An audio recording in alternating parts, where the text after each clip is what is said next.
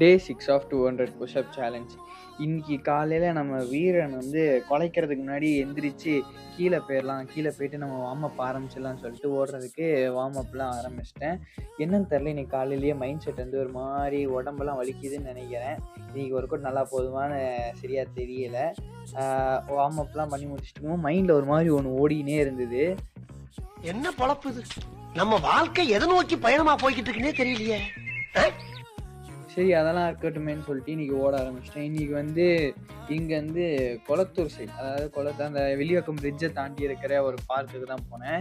இந்த பார்க் இல்ல, இதை தாண்டி இன்னும் உள்ள இன்னொரு பார்க் இருக்கு. அந்த பார்க்குக்கு தான் போனேன்.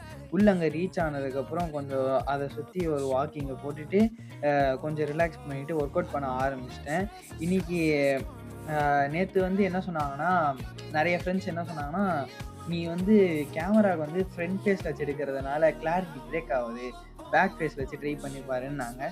சரி, அது மாதிரி சொல்லிட்டு தான் இன்னைக்கு எடுத்த எல்லா வீடியோமே மோஸ்ட்டாலாம் எல்லாமே பேக் ஃபேஸில் தான் எடுத்திருக்கேன். இது கரெக்டாக இருக்கான்னு பார்த்து சொல்லிக்கோங்க. சொன்னால் திருத்திப்பேன். நடுவில் நம்ம வேறு பண்ணிகிட்டு இருக்கும்போது அங்கே இங்கேன்னு வாக்கிங் வேறு பண்ணிகிட்டு இருந்தாங்க.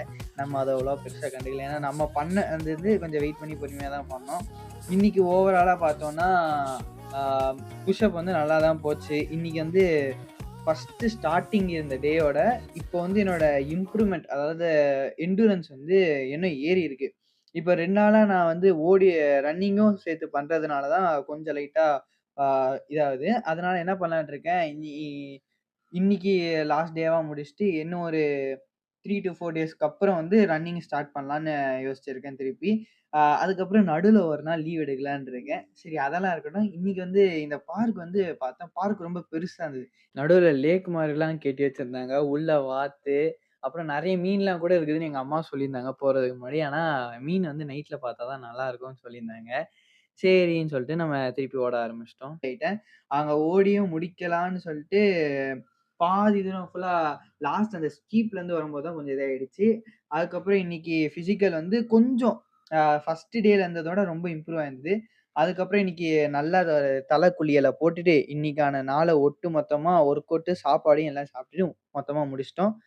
நாளை காணொளியில் உங்களை சந்திக்கிறேன். ட்ரஸ்ட் த கிரைண்ட்.